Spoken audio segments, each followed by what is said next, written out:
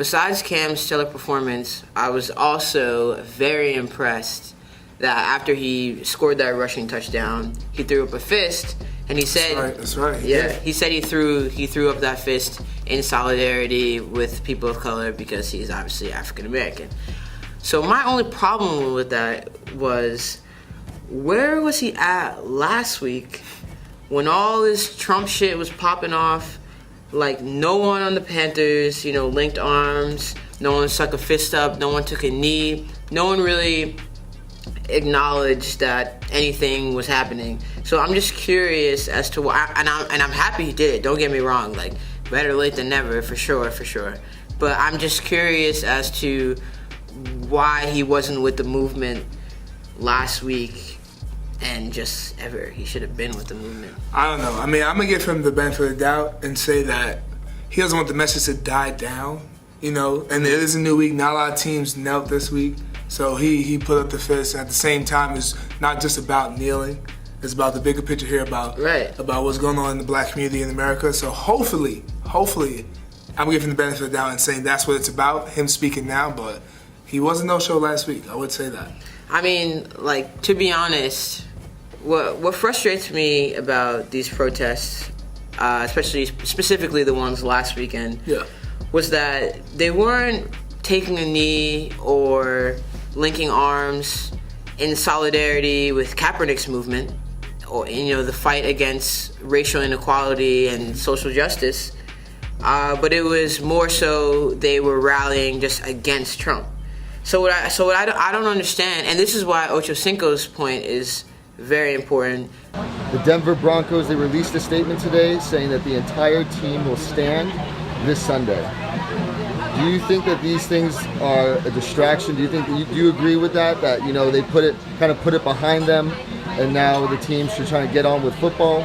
It's an unfortunate incident. I mean, all this stuff had been politically whitewashed. Yeah. Why it started in the first place. Yeah. It's become like a goddamn ice bucket challenge. We're not kneeling for the same analogy. reasons that Kaepernick kneeled for 14 months ago.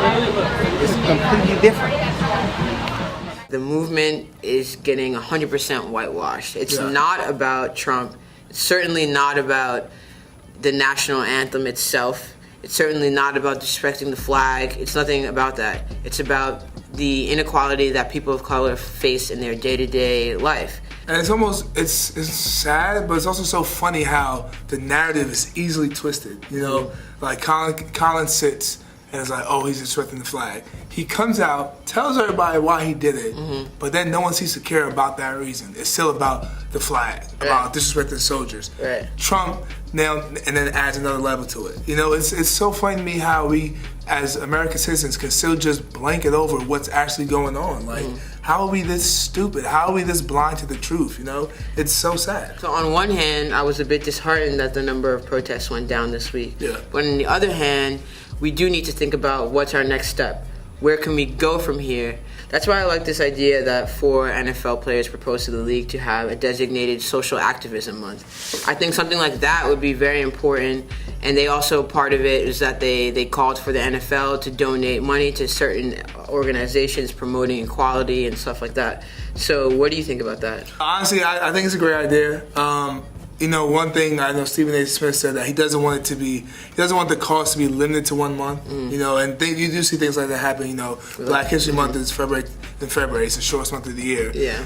You have your 1 month. You don't want that to happen again for this situation. Right. But it is something that awareness should be spread out about. And at the same time, it's not about just taking the knee. It's not about, okay, you took a knee, but what are you going to do next? Like you said, what's the next step? What's your next game plan?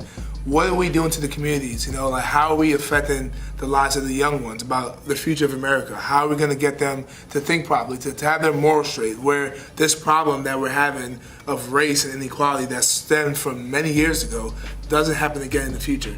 So that's what we need to figure out.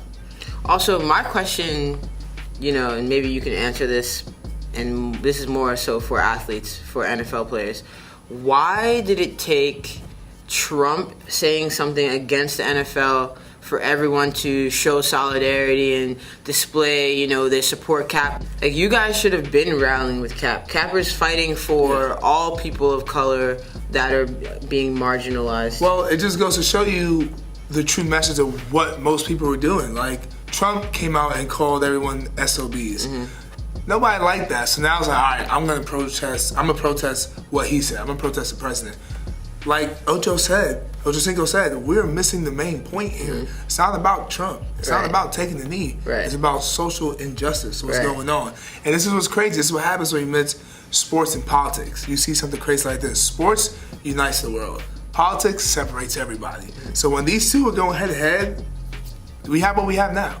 And speaking of Trump, Marshawn Lynch, my guy, was seen sporting a T-shirt that said Trump versus everybody. I need that. I need that too. They got like a 2XL. I need that too. Maybe an XL. So I like this new like wave of, you know, athletes have always been, well, not all athletes, but a lot of athletes have been vocal about, you know, social justice issues and political but justice. NFL hasn't though. NFL hasn't. And now we're seeing like NFL players that are more out there with things like that. Exactly. So shout out to Marshawn. Facts. He stayed sitting during the national anthem. He stayed doing whatever he wanted to do. Did you Not see like that. the staff were like trying to like cover him, it seemed like, during the national anthem? You gotta do what you gotta do, but I think I like about Marshawn, he has his one image and he does not shy away from it. He is who he is, and he's never gonna change. Beast mode. Beast mode. Beast mode.